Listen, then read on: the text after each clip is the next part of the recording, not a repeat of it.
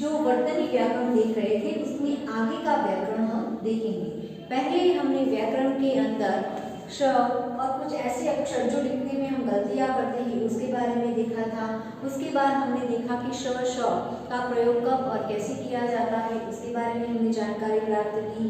अब आगे व्याकरण हम देखने वाले हैं जिसमें है क ख ग ज फ के बगल में नुक्ता या बिंदी लगाई गई है। यहाँ पर ये जो है वो नुक्ता या बिंदी कह सकते हैं, यानी आप देख सकते हो कि क ख ग ज फ के बगल में यानी उसके पास एक बिंदी लगाई गई है। तो ऐसे कुछ ऐसे शब्द हैं कि जिस तरह से आप लिखोगे कि कतल, कतल तो उसके बगल में बिंदी लगाई जाती है। तो वो किस लिए लगाई जाती है?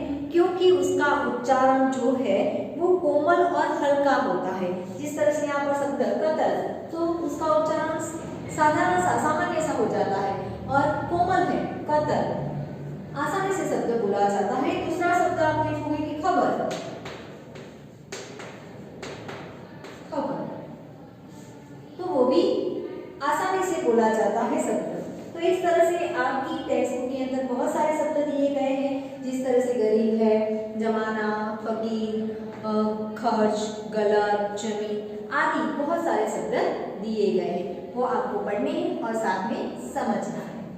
आगे नया पॉइंट है ड और ढ का प्रयोग, यानी उसके नीचे नुक्ता वाले इन ड और ढ के संबंध में याद रखने लायक कुछ बातें हैं, जिसमें यह है कि शब्द के शुरू में और अनुस्वार के बाद नहीं आता। यानी ये जो शब्द है ना बिंदी वाले जो शब्द है, नीचे जो बिंदी दी है ड और ढ, ये शब्द जो है शब्द के शुरुआत में नहीं आते ये वर्ण, और अनुस्वार के बाद यानी जो शब्द दिया गया है उसमें जो वर्ण अनुस्वार वाला वर्ण है उसके पीछे नहीं आते। तो यहाँ पर उदाहरण के तौर पर हम देखेंगे कुछ शब्दों को, जिसमें है कि डमरू, डमरू, और बाकी का शब्द है अकड़, अकड़, और एक शब्द है ढंग, और एक शब्द है कि पढ़ाई।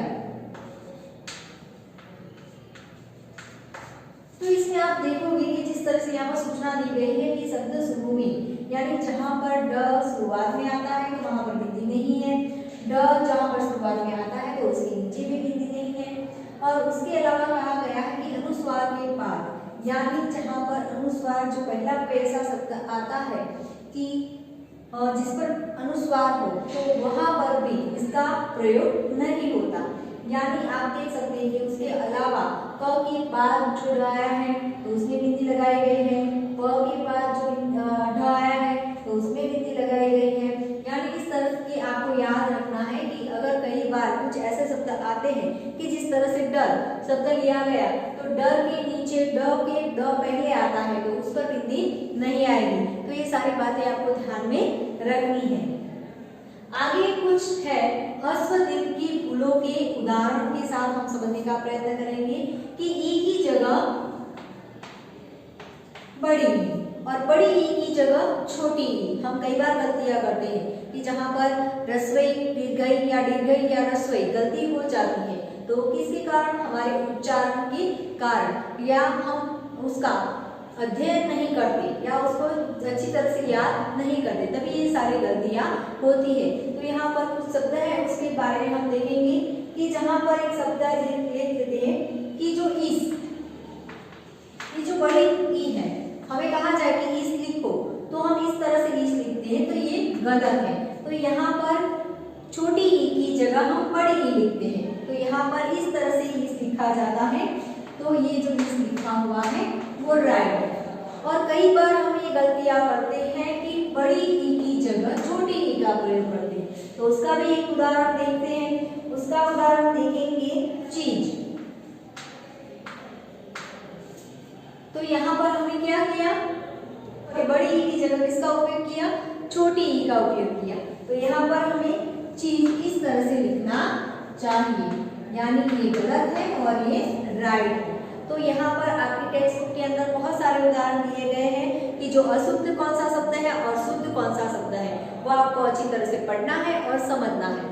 अगर आप इसका अध्ययन बार बार करोगे तो दूसरी बार लिखते वक्त आपको कोई गलती नहीं होगी। उसी तरह से छोटा ऊ और बड़ा ऊ जो होता है, यानी ह्रस्व और दीर्घ ऊ, उसमें भी हम बहुत सारी गलतियां करते हैं कि जहां पर दीर्घ ऊ की जरूरत होती है वहां पर ह्रस्व का उपयोग करते हैं। तो यहाँ पर भी उसका उदाहरण हम देखेंगे। उसमें पहले हम देखते हैं, यहाँ पर हमने देखा कि बड़े ऊ की जगह पर हम छोटे ऊ के बारे में लिख देते हैं। जिस तरह से तूने, तो तू जो है वो छोटा है और तूने तो बड़ा ऊ आता है, तो इस तरह से उसे राइट लिखा जाता है। अब हम दूसरा उदाहरण देखेंगे जिसमें छोटे ऊ की जगह पर बड़ा ऊ लिख देते हैं। जिस तरह से यहाँ पर उदाहरण दिया गया है तुम और तुम, तो ये गलत है और ये राइट है। तो ये जो है राइट है, ये बड़ा ऊ है, और ये राइट है तो ये छोटा ऊ है। तो इस तरह से ह्रस्व दीर्घ फूलों पर भी हम जो गलतियां करते हैं उसके बारे में भी हमें समझना है, और उसका अध्ययन के लिए बहुत सारे उदाहरण आपकी टेक्स्ट बुक में दिए गए हैं जो आपको अच्छी तरह से पढ़ना है और उसे समझने का प्रयत्न करना है। यानी ये जो ह्रस्व दीर्घ फूलों के उदाहरण में हमने ई ऊ को देखा, उसके अलावा संयुक्ताक्षर के बारे में भी बहुत सारी अशुद्धियां होती हैं, वो भी हम देखेंगे। आपकी टेक्स्ट बुक में उसके उदाहरण दिए गए हैं कि जब संयुक्ताक्षर के अत्यंत स्वर पर भार हो तो उसके उदाहरण दिए गए हैं कि जिस तरह से कुत्ता, तो वो अशुद्ध होता है। अगर आप इस तरह से कुत्ता लिखते हो तो वो गलत है, तो सही किस तरह से लिखना है, कुत्ता। तो इस तरह से कुत्ता लिखा जाता है। तो यहाँ पर इसी तरह से बहुत सारे उदाहरण दिए गए कि गुच्छा, गुच्छा, फिर बिल्ली, बिल्ली, और उसके बाद है इकारांत स्त्रीलिंग शब्दों के बहुवचन के रूपों में दीर्घ ई ह्रस्व ई में बदल जाती है। यानी आपने व्याकरण स्त्रीलिंग का पुल्लिंग में और पुल्लिंग का स्त्रीलिंग में जब बदलाव होता है तब कई बार बहुत सारे ऐसे शब्द होते हैं जिसमें बड़ी ई होती है, तो बहुवचन होने पर वो छोटी ई में बदल जाता है। जिस तरह से शब्द है हम देखते हैं थाली, तो ये एक वचन है, एक वचन, उसका बहुवचन जब होगा तो क्या हो जाएगा, थालियां। यानी इस तरह से भी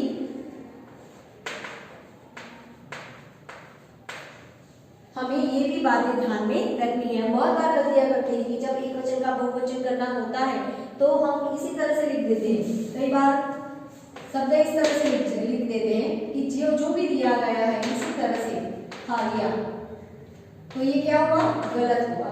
तो सही लिखने के लिए जो बड़ी ई दी गई है उसका क्या करना है, छोटी ई में बदलना है, तभी हम उसे बहुवचन कर सकते हैं। तो उसका भी उदाहरण दिया है जो आपको अच्छी तरह से पढ़ना है। आगे यहाँ पर तत्सम शब्दों के अंदर भी आप देखने को मिलेगा कि जो अशुद्ध और शुद्ध क्या होता है। तो अशुद्ध शब्द है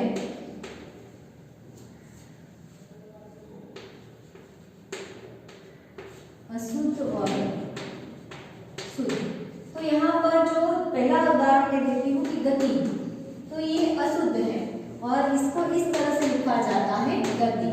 उसी तरह से श्रेष्ठतावाचक शब्दों का प्रत्यय इष्ट की जगह इष्ट होता है, यानी जो प्रत्यय होता है इष्ट, तो इष्ट की जगह इष्ट होता है, इष्ट की जगह इष्ट। यानी जिस तरह से आप देखोगे कि कनिष्ठ,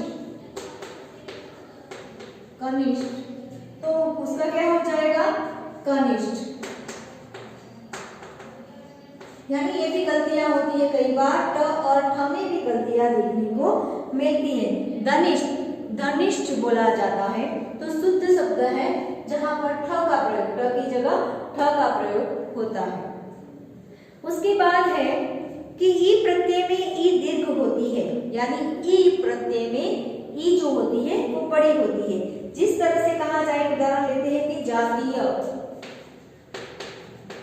जातीय, तो यहाँ पर ई जो प्रत्यय है उसमें ई क्या होती है, बड़ी होती है, तो यहाँ पर इस तरह से लिखा जाता है जातीय। समझ में आया? तो ये सारे जो शब्द है वो राइट है और ये जो सारे शब्द हैं वो गलत है। उसी तरह आगे है सामान्यतः ई प्रत्यय में ई ह्रस्व होती है, यानी औद्योगिक जो शब्द होता है तो औद्योगिक सही मायने में किस तरह से लिखा जाता है, तो यहाँ पर देखेंगे कि औद्योगिक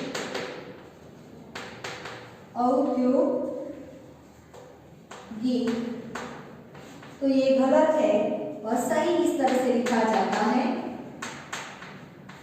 औद्योगिक।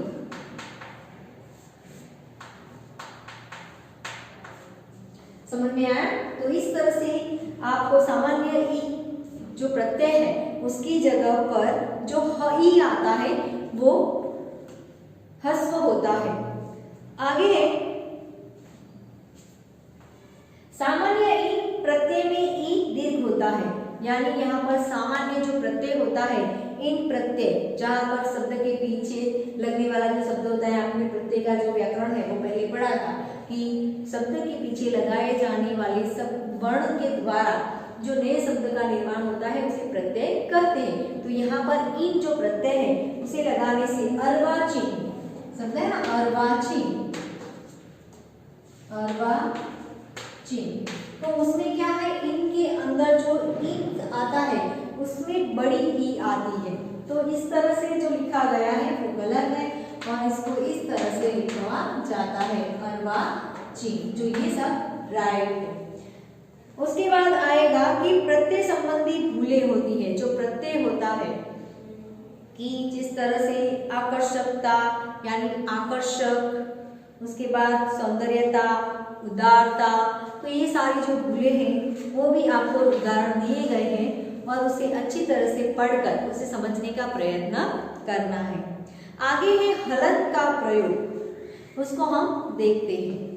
के अंदर एक टॉपिक है हलंत का प्रयोग, यानी मान, वान, ये शब्द है मान, वान, ये सारे हलंत शब्द है। हान, यानी ये प्रत्ययांत शब्दों में हलंत का प्रयोग अवश्य होना चाहिए। जैसे कि ये जो प्रत्यय है, प्रत्ययांत शब्द है जो हलंत शब्द माने जाते हैं, मान, वान, हान, तो उसमें उदाहरण लेते हैं जिस तरह से श्रीमान, श्रीमान। उसके बाद आगे आता है आयुष्मान, आयुष्मान। उसके अलावा आप शब्द का लेख दे सकते हो कि महान, महान। उसके बाद है विद्वान,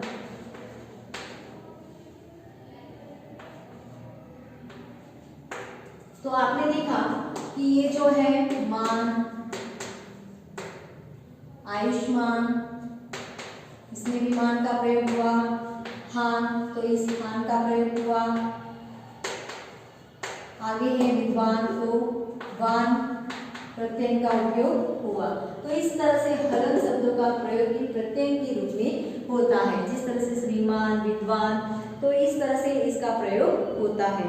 तो तम, मम, उत्तर प्रत्ययांत तत्सम शब्दों में हलंत का प्रयोग किया जाता है। जैसे स्वागतम, जगतम, परिषद, यानी इस तरह से भी उसका प्रयोग होता है। आगे हम देखेंगे कि कुछ ऐसे शब्द हैं जो आपके टेक्स्ट बुक में दिया गया है कि ये दोनों प्रचलित है और सही भी है। कई बार ऐसे शब्द होते हैं कि जिसमें दुकान, दुकान किस तरह से लिखा जाए, तो कई बार हम दुकान इस तरह से लिखते हैं दुकान, या इस तरह से लिखते हैं दुकान। तो हिंदी के अंदर ये दोनों शब्द राइट है, यानी आपकी टेक्स्ट बुक के अंदर ऐसे बहुत सारे शब्द दिए गए हैं कि जो दोनों तरफ से अगर लिखा जाए, रसोई या दीर्घई, दीर्घ या रसो, या बड़ी या छोटी, बड़ा हो या छोटा हो, जिस तरह से लिखते हो तो वो सही है। तो इन शब्दों का मुहावरा आपको अच्छी तरह से कर लेना है। तो यहाँ पर व्याकरण जो आपका है वर्तनी का टॉपिक मैंने यहाँ पर पूर्ण किया। आई होप आपको अच्छी तरह से समझ में आ गया होगा। Thank you very much.